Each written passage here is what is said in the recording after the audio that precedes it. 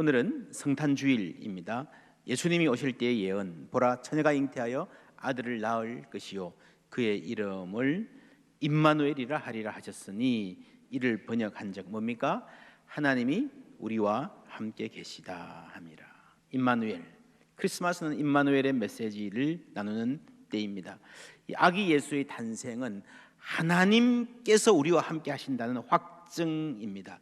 믿음의 삶은 임마누엘의 삶, 나 혼자 살아가는 스토리가 아니라 하나님과 동행한 역사입니다. 바울도 그랬습니다.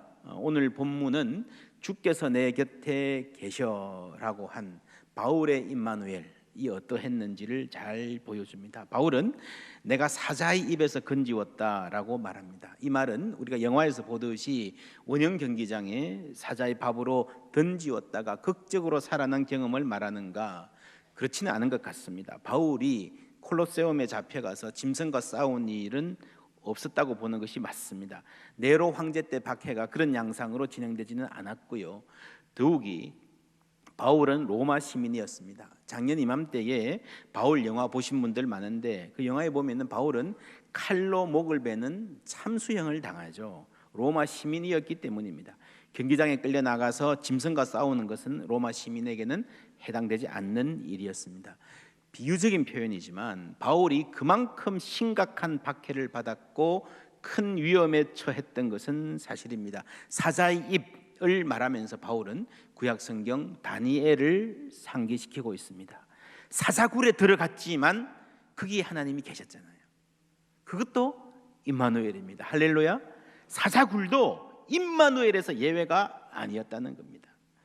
18절에서는 주께서 나를 모든 악한 일에서 구하시고 라고 말합니다. 이 구절은 우리가 잘 아는 이 주기도문, 다만 악에서 구하시옵소서라는 말을 상기시킵니다. 여러분, 모든 악에서 구하시옵소서라는 말이 무슨 뜻일까요? 주기도문의 이 간구가 무슨 뜻일까요? 세상 살면서 험한 꼴 한 번도 안 보고 곤란한 일, 억울한 일 안 당하고 나쁜 사람하고 얽힐 일 전혀 없게 해주세요, 그런 말일까요? 저도 그랬으면 좋겠습니다. 하나님 꽃길만 걷게 해주세요. 그런데 지금 바울은 감옥에 갇혀 있잖아요. 예수님의 제자들도 핍박하고 순교한 사람 많잖아요. 예수님도 십자가에 못 박히셨잖아요. 억울한 일 당하셨잖아요. 예수님의 부모들도 막 태어난 아기를 안고 집으로 못 돌아가고요, 잔인한 독재자의 칼날을 피해서 이집트로 피난 가야 했습니다. 그러면 임마누엘, 하나님이 함께 하신다는 삶은 뭐가 다를까요? 첫째로 임마누엘의 삶은요, 소중한 관계를 지켜주십니다. 요셉과 마리아의 정혼 관계는 깨어질 뻔했습니다. 요셉은 정혼녀가 아이를 가졌다는 말을 듣자 조용히 그 관계를 끝내려 했습니다. 당시 관례로 보면 사람들 앞에 끌어내어서 봉변을 당하게 하는 것이 정상입니다. 그러나 요셉은 그러지 않았습니다. 성경은 이런 글을 보고 의로운 사람이라고 말합니다. 정말 괜찮은 남자입니다. 보기 드문 사람입니다. 최선의 남편감입니다. 그러나 이 가정이 당한 위기는 최선의 남편도 감당해내기 힘든 어려운 도전이었습니다. 우리의 삶도 마찬가지입니다. 여러분 다 괜찮은 남편이고 아내라 하더라도요, 우리 가정에 때때로 다가온 위기는 그것을 넘었습니다. 하나님께서 임마누엘 하시는 삶은요, 하나님이 개입하셔서 가정을 지키시고 그 관계를 지켜주시는 거예요. 아무 어려운 일도 안 당하는 삶이 아니라 정말 지켜야 될 소중한 관계를 하나님이 지켜주시는 거예요. 바울의 경우 4장 11절에 보면 누가만 나와 함께 있느니라 내가 올 때에 마가를 데리고 오라. 그가 나의 일에 유익하니라. 누가와 마가라는 이름이 나옵니다. 마가라는 사람은 바울의 인생에서 잊을 수 없는 사람입니다. 바울은 처음에는요, 기독교를 박해하는 사람이었습니다. 그때는 사울이라는 이름을 주로 썼는데 무시무시한 이름이었습니다. 그리스도인들이 밤에 자다가도 악몽을 꾸고 일어날 정도로 무서워하는 이름, 다소 출신의 사울. 그런데 그런 사람이 어디로 가다가 환상을 보고 변했다더라, 착해졌다더라, 이제는 예수 믿는다더라 하는 소문이 났습니다. 주위 반응이 어땠을까요? 믿기 힘들죠. 잘해야 반신반의 아니겠습니까? 여러분 밀정이라는 영화 보셨습니까? 독립운동 하는데요, 가장 괴로운 것은 적의 공격이 아니라 동지들끼리 서로 못 믿는 거예요. 저놈 수상한데 밀정 아니야? 우리 가운데 넣어줘도 돼? 의심? 당연합니다. 아차하면 다 죽는 거예요. 그러니 그리스도인들이 사울이라는 사람이 회심했다고 주장하더라도 쉽게 넣어줄 수가 없습니다. 그때에 모두의 존경을 받는 한 분이 나서서 받아두자, 믿어주자 그랬습니다. 그분이 바나바입니다. 그래서 바울에게요, 바나바는 평생 갚아도 못 갚을 빚을 진 은인입니다. 이 바울과 바나바는 함께 팀을 이루어서 선교사로 열심히 사역했습니다. 1차 선교여행 마치고 2차로 다시 더 원대한 꿈을 꾸고 나가려고 하던 사이에 둘 사이에 의견 차이가 생깁니다. 바나바의 조카가 1차 선교여행 때 따라 나섰는데 여행 중에 힘들다고 가버렸습니다. 여러분, 함께 팀을 이루어서 선교하던 이 그룹에서 무책임하게 떠나버린 그 사건이 팀에 큰 충격을 주었던 것 같습니다. 얼마 후에 다시 이제 선교를 떠나려고 하는데요, 바나바가 그 조카를 데리고 가자는 거예요. 뭐라고요? 말도 안 돼요. 바울은 귀를 의심했습니다. 아무리 존경하는 바나바라고 해도, 그 조카라고 해도 그렇게 무책임하고 나약한 사람, 신이 없는 사람을 다시 데리고 간다는 것은 상상할 수 없었어요. 그래서 둘 사이에 의견이 대립되고 갈등이 점점 커졌습니다. 사도행전에 보면요, 서로 심히 다투어. 바나바와 바울이 심히 다투었다 그랬어요. 그냥 싸운 것도 아니고요, 피차 갈랐으니 바나바는 마가를 데리고 배 타고 구브로로 가고 바울은 신라를 택한 후에 이렇게 이야기가 이어집니다. 완전히 갈라선 것입니다.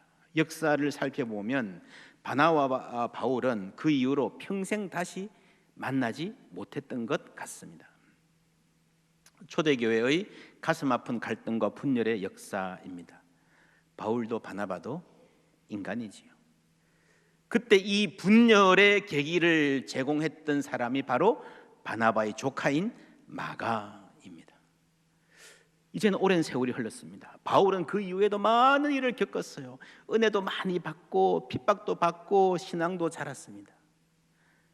옛날에는요, 그때는 마가라는 청년이 떠나버린 일로 격분했는데 인생을 오래 살아보니까 떠나는 사람이 한둘이 아니에요. 여러분, 떠나는 게 이상한 게 아니고요, 붙어 있는 게 이상한 거예요. 그렇지 않습니까? 아직도 붙어 있는 사람들이 신기한 거예요. 이런 상황에서 마가를 생각해 보니 다르게 볼 점이 보이는 거예요. 이전에 못 보던 면을 읽어낼 수 있다면 거기서 여러분 새로운 가능성이 열리고요, 하나님이 이전에 알지 못했던 은혜를 주실 수 있습니다. 임마누엘, 하나님이 함께 하시는 삶에는 관계의 회복이 있습니다. 다시 읽어보십시오. 다시 기회를 주십시오. 야고보서 2장 13절 함께 읽습니다. 긍휼을 행하지 아니하는 자에게는 긍휼 없는 심판이 있으리라. 긍휼은 심판을 이기고 자랑하느니라. 아멘. 이 말씀을 이렇게 적용해 볼 수 있겠습니다. 다시 읽어보십시오. 선입견을 버리고 다가가십시오. 만회할 기회를 주십시오. 당신의 이웃에게 한 번 더 기회를 주면 하나님도 당신에게 다시 기회를 주실 것입니다. 제가 최근에 어떤 강연에서 들은 이야기입니다. 한 아빠가 어린 아들이 마트에만 가면 자꾸 뭘 사달라고 막무가내로 때를 쓰는데 아무리 야단쳐도 안 들어요. 그래서 아빠가 최후 통첩을 합니다. 너 또 뗐으면 가두어 버린다. 그리고 갔는데 또 물건 하나 붙잡고 막 울고불고 난리를 치는 거예요. 아빠가 어떻게 했겠어요?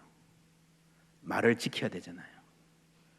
그래서 차 타고 와서 주차장에서 차 뒷문에 놓아두고요, 문 닫아버리고 5분 후에 꺼내준다 그랬습니다. 그렇게 지나간 줄 알았어요. 그런데 언제부터인가 아이가 혼자 있는 것을 두려워하는 거예요. 괜찮겠지 했는데 점점 증상이 심해져서 중학교 1학년까지 갔습니다. 중학교 1학년 때 상담을 받았는데 혹시 아이가 어두운 데 갇혀 있었던 적 없나요? 아주 무서운 상황을 겪은 적 없나요? 그런 적 없었는데요 하고 집에 와서 차를 세우고 주차장에서 들어가려고 하는 순간에 그때 일이 생각이 난 거예요. 아빠가 아들한테 말합니다. 미안하다. 근데 그때 아들이 펑펑 울면서 하는 말이 아빠가 나를 하루 종일 가두었어요. 여러분, 아버지의 오분이 아들에게는 하루 종일로 느껴지고 기억될 수도 있다는 것 여러분 이해하십니까? 근데 이 아버지가 변명하지 않았습니다. 무슨 소리야 고작 5분이었어 하지 않고요. 미안하다 그러고 아이를 안아줬어요. 그렇게 한번 사과한 이후에 기적같이 아이의 두려움이 사라졌답니다. 여러분, 굴곡이 많은 이 인생을 지혜가 부족한 우리가 살다 보니 알게 모르게 상처 준 일, 오해하고 오해받고 사는 일 있을 수 있습니다. 다시 돌아보십시오. 혹 내가 잘못한 일은 없나요? 내 판단은 언제나 옳았나요? 아니에요. 그때는 그게 최선이라 다른 방법이 없다 생각했을지 모르지만 지금은 아닐 수 있어요. 다시 돌아보십시오. 빛으로 우리 가운데 오신 예수님이 우리 마음에 빛을 비추어 주실 것입니다. 그래서 임마누엘 하시는 삶에는 관계의 회복이 있습니다. 둘째에 하나님의 뜻을 이루어가게 하십니다. 4장 17절 말씀 함께 읽습니다. 주께서 내 곁에 서서 나에게 힘을 주심은 나로 말미암아 선포된 말씀이 온전히 전파되어 모든 이방인이 듣게 하려 하심이니. 아멘. 주께서 나와 함께 계셔서 나는 아무런 어려움도 당하지 않을 것입니다 하지 않았습니다. 주께서 나와 함께 계시니 나는 감옥에서 노연할 것입니다 하지 않았습니다. 주께서 내 곁에 계셔서 나에게 힘을 주셔서 내가 선포한 말씀이 이방인들에게 전파되게 해 주십니다 했습니다. 이렇습니다. 이것은요 바울의 인생의 목표, 바울이 살아가는 이유였습니다. 갈라디아서 1장에 보면 그러나 내 어머니의 태로부터 나를 택정하시고 그의 은혜로 나를 부르신 이가 그의 아들을 이방에 전하기 위하여 그를 내 속에 나타내시기를 기뻐하셨을 때에, 그래서 이런 바울의 인생 전체는 하나님의 아들을 이방에 전하는 데에 맞추어져 있었던 것입니다. 이것은 바울의 인생의 목적이었고요, 한시도 잊어버릴 수 없었던 열망이었습니다. 하나님께서 바울에게 은혜를 주셔서 함께 하신 것은 아무런 고생도 안 하게 한 것이 아니라 그런 고생스러운 삶을 통해서 하나님의 목적을 이루어가게 하신 삶인 줄 믿습니다. 여러분, 아기 예수를 품에 안은 요셉의 가정이 헤롯의 칼날에 황망하게 이집트로 도망가야 했습니다. 얼마나 힘들고 고달픈 길이었겠습니까? 마태복음 2장에 그들이 떠난 후에 주의 사자가 요셉에게 현몽하여 이르되 헤롯이 아기를 찾아 죽이려 하니 일어나 아기와 그의 어머니를 데리고 애굽으로 피하여 내가 내게 이르기까지 거기 있으라 하시니, 요셉이 일어나서 밤에 아기와, 얼마나 급해서 어머니는 밤에 갔겠습니까? 그의 어머니를 데리고 애굽으로 떠나가. 15절 함께 읽습니다. 헤롯이 죽기까지 거기에 있었으니 이는 주께서 선지자를 통하여 말씀하신 바 애굽으로부터 내 아들을 불렀다 함을 이루려 하심이라. 아멘. 여러분, 이 도피의 의미, 헤롯이 죽이려 해요. 내가 보호해 줄게, 살려 줄게, 그래서 이집트로 가게 하셨다, 그런 줄 알았어요. 그러나 여러분, 그게 다가 아닙니다. 보호가 목적이었으면요 다른 방법도 있었을 것이에요. 애굽으로부터 내 아들을 불렀다 하는 것은요 출애굽을 말하시는 거예요.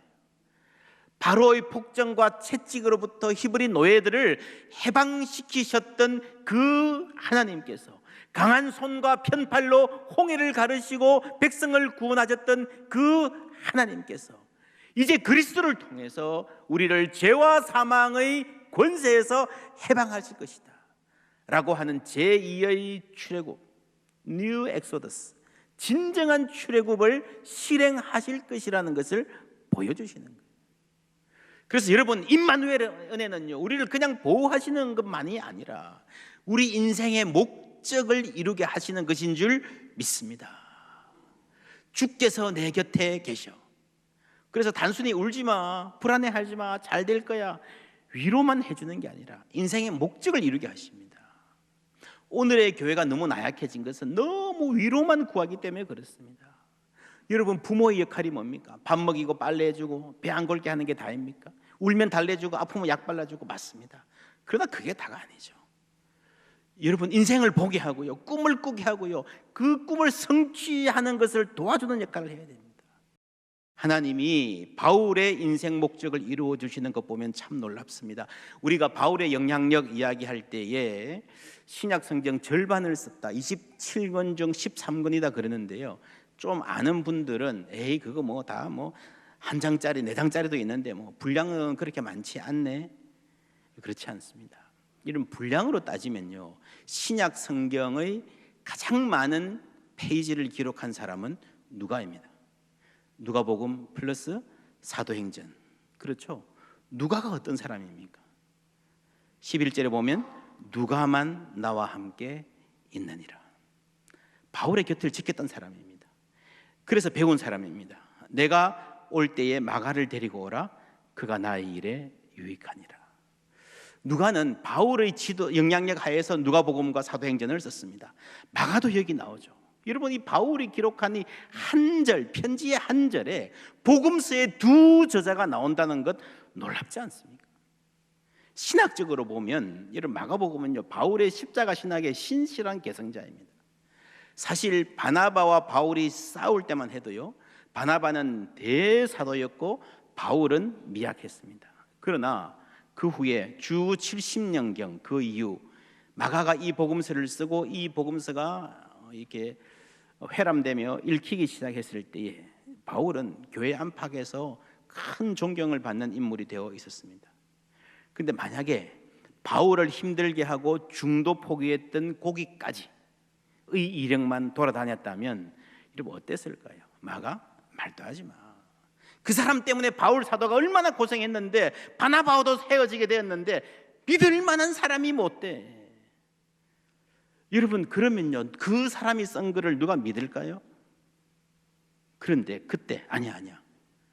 바울 사도도 그랬잖아. 이 편지 봐. 그가 내게 유익하니라. 그가 내게 유익하니라. 그거 다 젊을 때 잠시 실수한 거고 다 지난 일이고 나중에는 바울 사도도 인정했어. 여러분, 이 한마디가 초기 기독교에서 마가를 복권시켰고 마가복음을 가능하게 한 것입니다. 그리고 바울이 전한 그 복음이 마가를 통해서 세상에 전해진 거예요.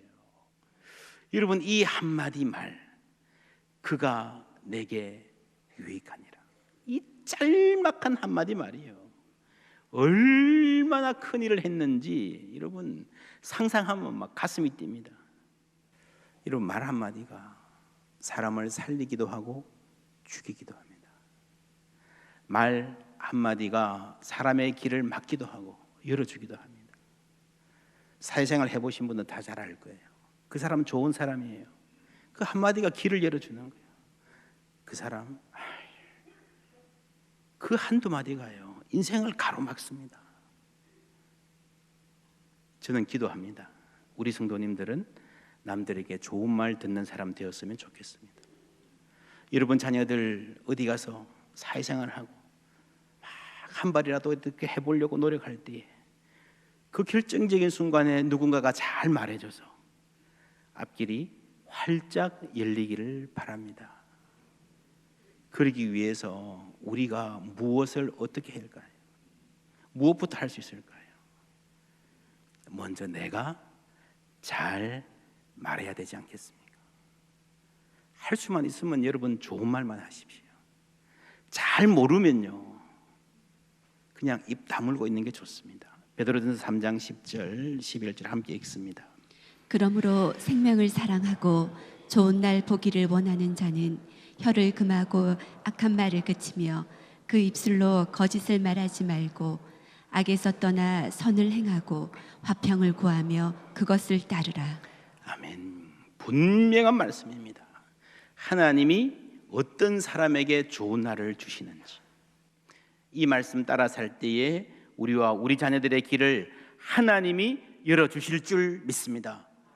바울이 마가를 보고 야 너는 글 쓰는 재능이 있으니 얘를 잘 키워야 되겠다, 그거 아니잖아요. 그냥 말한 거예요. 하나님 주시는 대로 그냥 말했는데 하나님이 하게 하신 말이 되었고, 그 말을 하나님이 귀하게 사용하신 것입니다. 바울은 지금 감옥에 있습니다. 가난하고 병약하고 힘든 상황이에요. 많은 사람들에게 배신당했어요. 웬만한 사람들은요, 이런 상황에 처하면 짜증과 분노로 꽉 차요. 절망의 넋두리를 내뱉거나 나쁜 말 하거나 아니면 아무 말도 하기 싫은 바짝 마른 마음일 거예요. 그런데 이 디모데후서를 보면요, 바울이 얼마나 축복하고 얼마나 확신의 말을 하는지 모릅니다. 어떻게 그게 가능했을까요? 좋은 말 해야지 그게 아니고요, 그 마음에 하나님의 평화가 있었기 때문인 줄 믿습니다. 주께서 내 곁에 계셔. 임마누엘, 하나님이 우리와 함께 하십니다.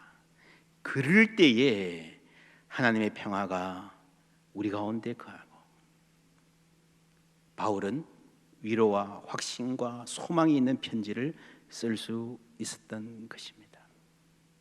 상황은 어려웠지만 그 상황이 그를 압도하지 못했습니다. 디트리 본 헤프 목사님, 히틀러 치하에서 저항하다가 감옥에 갇혔습니다. 사형 선고 받았습니다. 이분이 그때 남긴 편지들이, 옥중 편지들이 옥중서간이라는 이름으로 책으로 나와 있습니다. 그 책을 읽어보면요, 바울의 옥중 편지들을 보고 그 책을 보면요, 얼마나 그 생각과 느낌의 결이 비슷한지요. 감옥에서도 누리는 평화, 이 사람들이 훌륭해서가 아니라 평화 주시는 하나님께서 그 감옥에서도 임마누엘 하셨기 때문인 줄 믿습니다.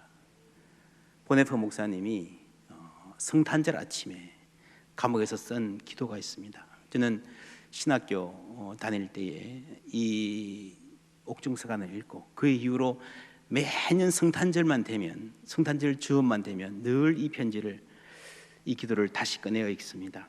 주보에 있습니다. 일부분 읽겠습니다. 주보 안쪽 면에 감옥에서 드리는 아침 기도.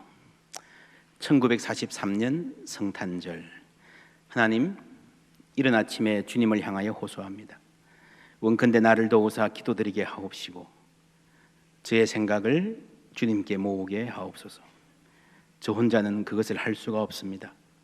제게는 어두움이 있습니다. 그러나 주님께는 빛이 있습니다. 저는 고독합니다. 그러나 주님께는 도움이 있습니다. 저는 불안합니다. 그러나 주님께는 평화가 있습니다. 제게는 쓰라림이 있습니다. 그러나 주님께는 인내가 있습니다. 나는 주님의 길을 이해하지 못하옵니다. 그러나 주님께서는 저를 위한 길을 알고 계십니다. 오른쪽 윗부분 봅니다. 주 예수 그리스도여, 주님은 나와 같이 가난하고 가엾고 사로잡혀 버림받으셨습니다. 주님은 인간의 모든 곤궁을 아십니다. 비록 한 사람의 인간도 내 옆에 있지 않을지라도 주님은 내 옆에 머물러 계십니다. 주님은 잊지 않고 나를 찾으십니다.